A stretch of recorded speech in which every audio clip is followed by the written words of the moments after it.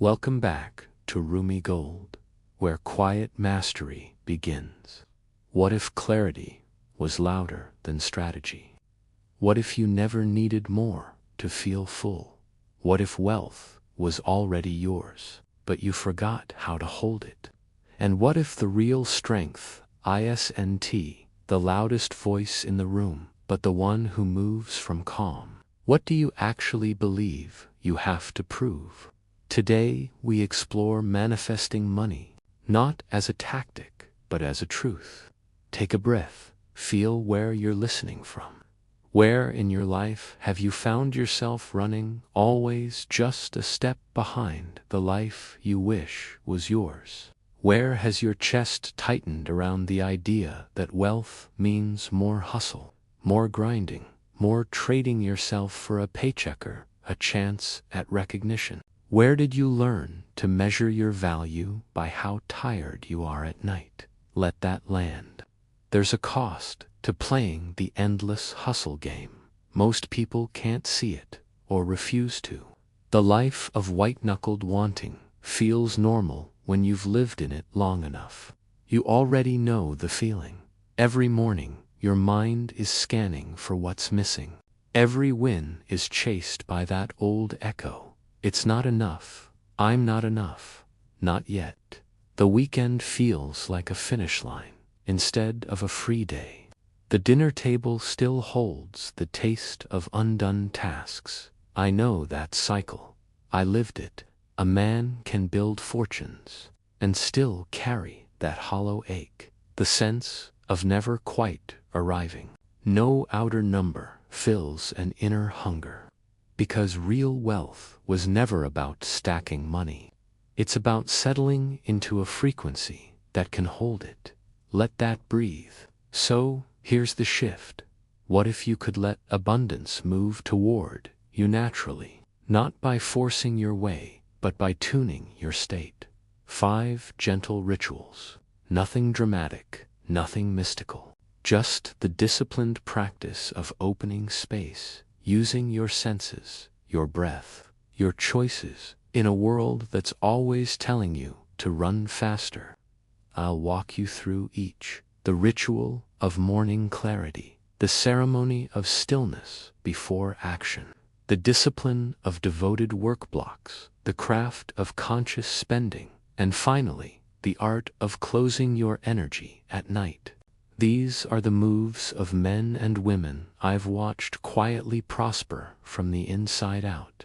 This isn't about motivation. Picture this. In the early hours, before the inbox opens, your mind is quiet, almost empty. You write 3 honest lines in a notebook, not to impress, just to clear static. Later, you sit with your first task, breathing before you begin, body relaxed, mind collected. As the day unfolds, you carve 2 hours to go deep. Money, in these hours, is a side effect, not the goal. When you choose to spend, you do it consciously. A pause, a sense of stewardship, not scarcity. And at night, you claim closing the laptop, letting your worried parts know they're off duty. 5 small doors to a wealthy frequency. You already feel it. Somewhere beneath the noise, there's a part of you that recognizes this state. Even if you've lost access, the memory lives in your cells. Think back, maybe it was sitting on a porch at dusk, or driving with quiet music, windows down. The feeling that nothing is urgent here. That's the signature of spiritual prosperity.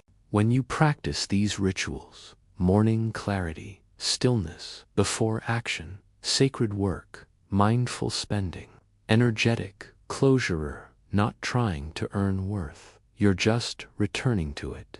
Let that be enough for now.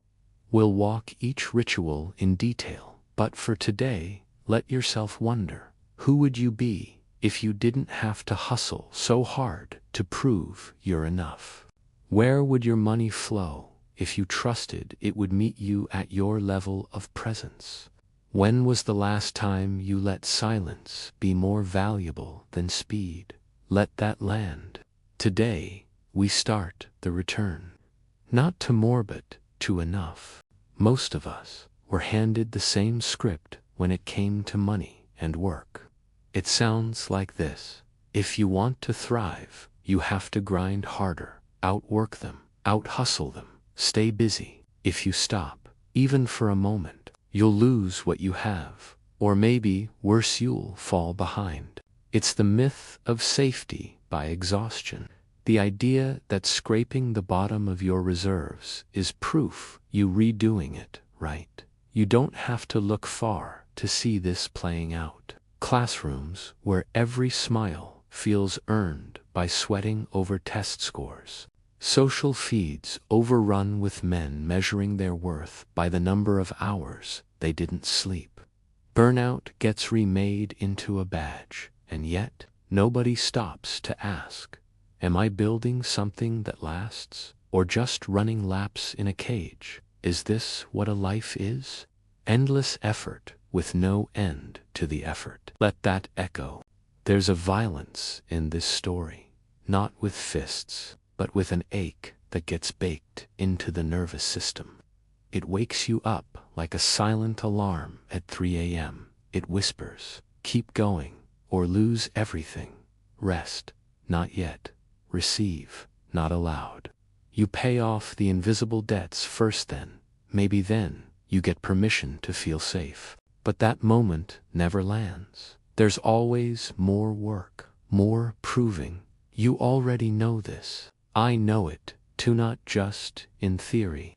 There was a season when my calendar was packed so tight, it barely let me breathe. I told myself this was success. That loud, urgent productivity was discipline. But there's a cost to running the engine like that. One afternoon, I remember stepping into my kitchen, sun coming in through the window, and feeling like a stranger in my own home. There was coffee in my hand, but no taste of it. I was there, but not there.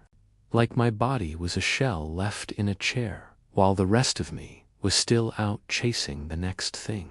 That was the wake-up. You don't notice the subtle violence until silence shows you what peace could be. Let that land. And if you pay attention, nature has always revealed the deeper law.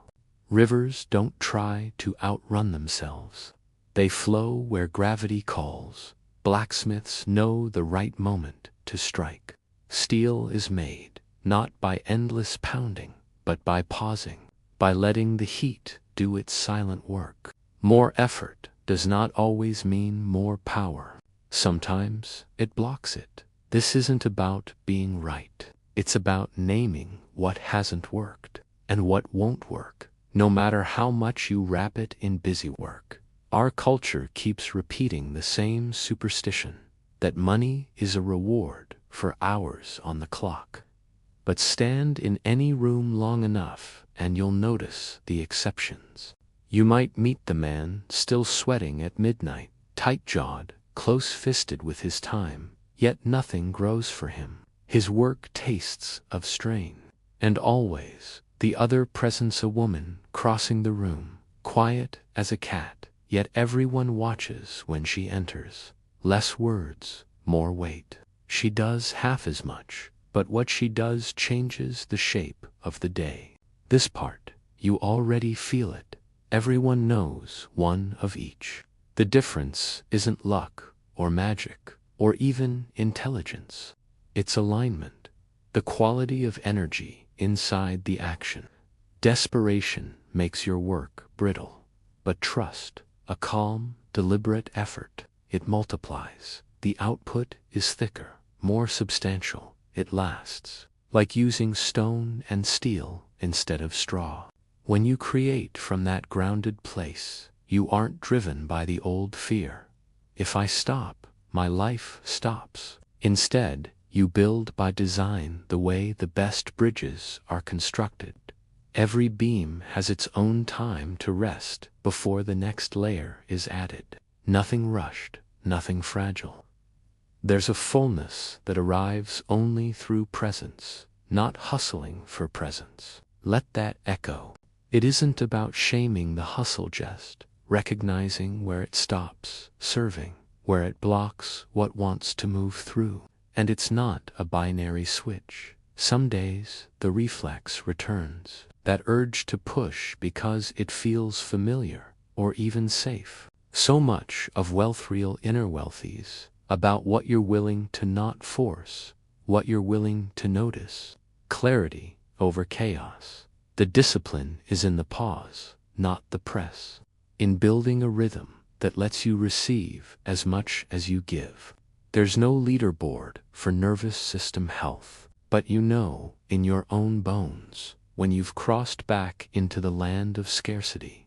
It's tight, it's rushed, it's hungry, and you don't have to stay there. You never did. Let that land. The old pattern was scarcity by design, exhaustion as virtue. We named it, we lived it. Now, by noticing, by shifting, by choosing alignment over green dew, step out of the myth and into something that finally builds, not just next month, but for all the days to come. That's the discipline.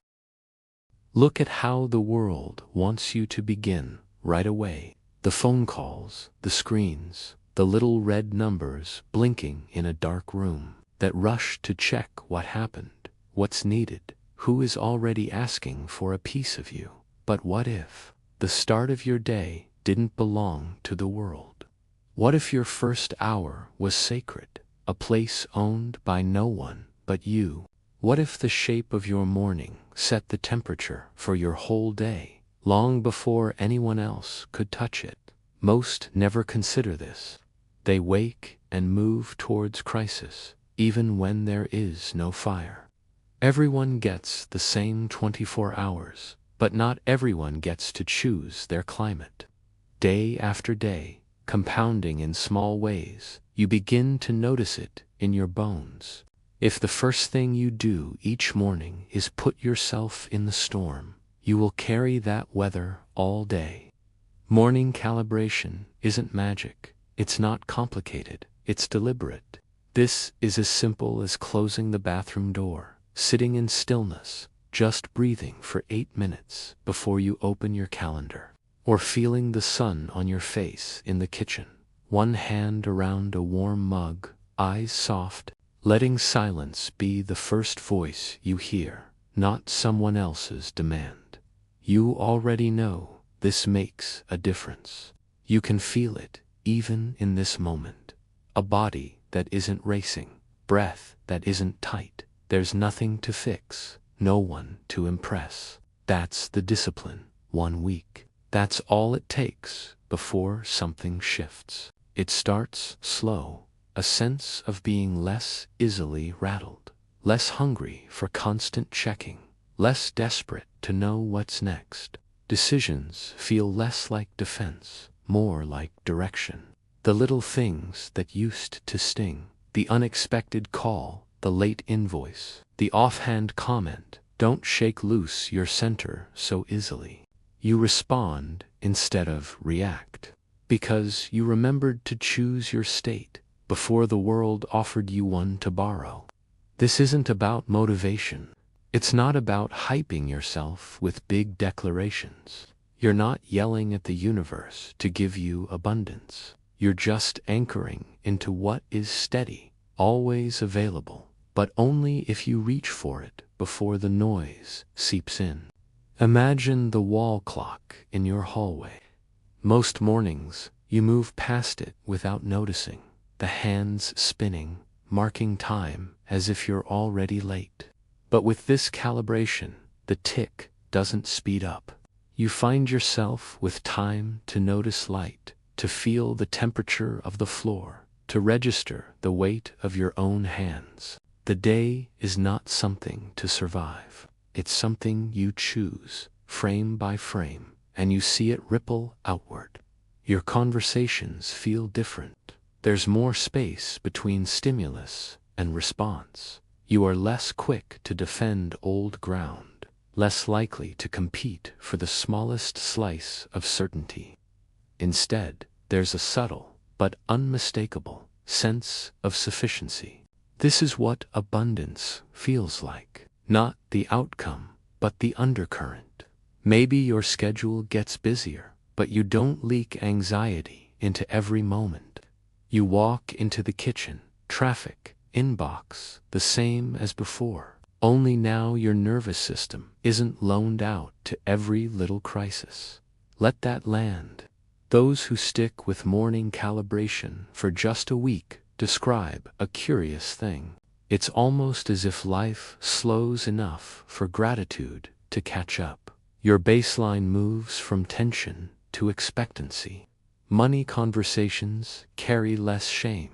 Small wins feel larger because you noticed them.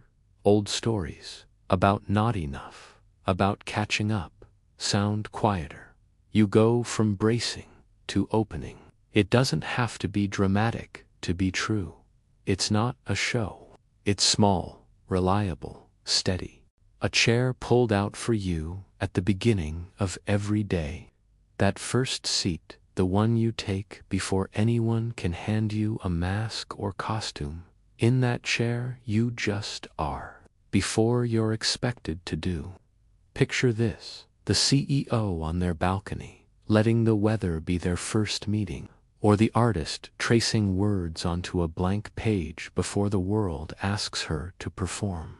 Or you, tonight, setting your phone down across the room. So, tomorrow, the first voice you hear is your own. After a week, the world isn't different. You are. You didn't overcrowd the morning, you just claimed it, made it yours, sat with yourself, on purpose. So when the day finally arrived, you met it with open hands, not a clenched jaw.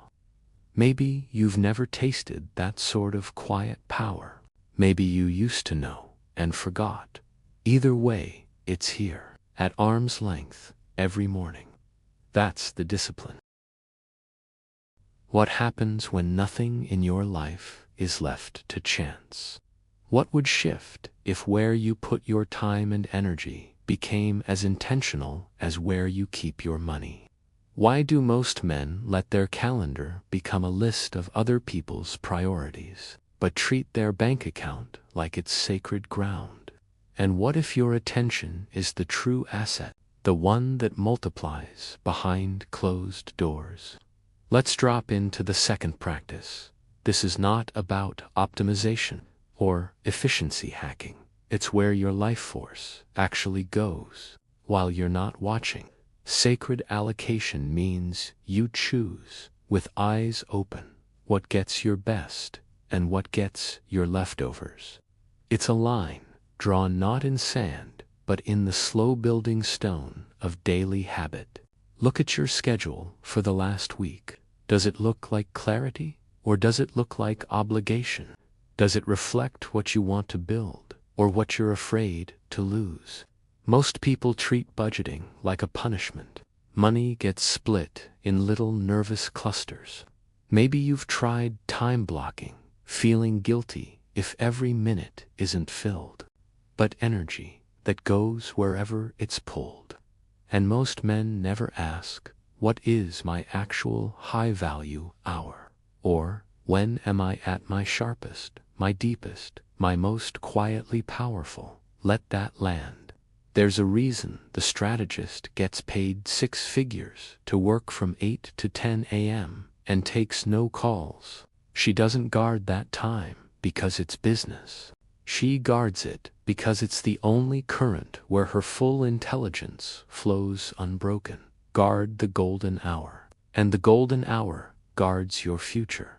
It's never about the money first. The money follows the path of what you take seriously. It's like planting a rose in the desert. The roots won't take, the bud won't bloom. The whole garden dries out before noon. But give that window to your deepest work. Over months, over years, and quietly your results begin to stack. This isn't about motivation.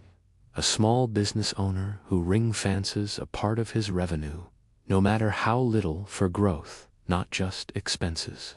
knows something about gravity. He's creating a field for return, not by magic, but by order. The energy you allocate with clarity doesn't just sit there. It gets drawn into the next high-value orbit. Over time, his account becomes a record of discipline, not just desire. You don't need to be a genius. You don't need a new system. You need a chair, an empty desk, a calendar that you name as sacred, and just enough self-respect to keep others out until you're done watering your own soil. Let's sit with that. Picture your day like a blank field. Where will you plant? When does the sunlight actually hit? If you're not awake to your own rhythm, you'll push the heavy work to the end. The strategy will get the leftovers. Your real mind will always be spent before it can be invested. Sacred allocation is about seeing your daily landscape and claiming your richest ground early, before the world crowds in, before other hands reach for what's still yours. That's the discipline. Try this. Close your eyes. Look back on the last 5 days. When were you sharpest? When did ideas seem easier? When did you feel most like yourself? Not distracted, not overwhelmed, just present. That window, even if it's only 40 minutes, that is your golden hour. Write it down, claim it, name it out loud, then ring-fence it as if your well-being depended on it, because it does. Protect that time like water in a drought. The rest can wait. Let that echo. My afternoons are blank slates. No meetings, no calls, just walks or pages or silence. Sometimes the only thing that shows up is stillness, but sometimes the thing that makes the whole year turn lands quietly because I left space for it to arrive. No phone, no rush, no trying, just a clear field and a willingness not to fill it. That's not laziness, that's clarity. Let that breathe. None of this is about being busier. None of it about proving yourself. It's about recognizing that if you scatter your energy in the morning, put it in 1,000 inboxes, 100 little fires, the real furnace inside you never gets hot enough to make gold. Your money mirrors it. Your relationships mirror it. Your body, too. When all your best is spent in 10 directions, nothing lights up. You already know this. Sacred allocation. Not as a tactic, but as a stance. Let your money follow your focus, not your fear. Let your calendar honor your highest contribution, not the loudest demand. The rest is background noise. The rest is dust. Let the things that matter, matter. Let the gold you carry inside find the time and the field and the air to become visible again and again and again. That's the discipline. Maybe you've tried to get ahead by working harder, thinking smarter, or pushing down the unease that appears every time a bill lands in your inbox. But the static is still there. That pressure in the chest, that drop in the stomach, the mental fog that makes you second-guess every money move. What if the problem isn't just outside? What if there's something old stuck inside you, making wealth feel like a risk instead of a right? What if what actually chokes prosperity isn't your income or the state of the market, but a pattern running quietly in the background, a thick cloud of emotions you learned to ignore? Let that land. Consider this. Most people never slow down long enough to notice the emotional static money brings up. The quiet clench as you go to make a payment, the invisible guilt that drifts through your mind after spending on yourself, the habit of shrinking just a little every time financial conversations get real. And you already know this. The real pain isn't just a light ache. It's the way money runs your nervous system without your permission. It's how a number on a screen can trigger shame or dread or even anger before you realize it's happening. Emotional clearing isn't about fixing you. There's nothing to fix. It's just the discipline of subtracting what doesn't belong, the static that clouds clear seeing, the residue from old scarcity patterns, picked up before you even knew what money meant. Picture this: a founder who runs a growing business. Every week when payroll comes, she feels physically sick, tight belly, jittery hands. On paper, there's enough money, but inside, her nervous system braces for impact. She starts a ritual. Before each payroll, she sits in her office, alone, lights low, phone off. She breathes slowly into her belly, one hand resting to feel the air move. She imagines all her employees, sees their families, quietly wishes for their prosperity. She pictures the money returning to the business multiplied. Every week, the dread lessens. Clarity comes back. The numbers don't change. Her field does. Let's sit with that. Here's another. An independent consultant avoids sending out invoices month after month. Not because she hates money, but because, under the skin, every invoice feels like a risk. The story: if I ask for what I'm worth, they'll think I'm greedy. Through a few minutes of guided journaling, she writes, I'm afraid of being judged. I want to be liked more than paid.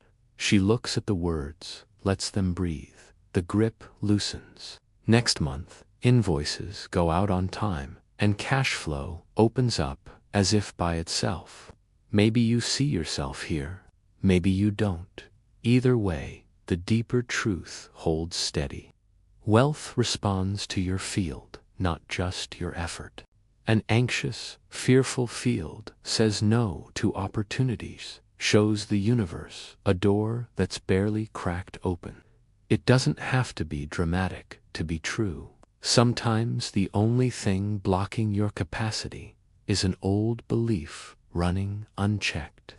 Years ago, I spent a month writing every story I believed about money on paper.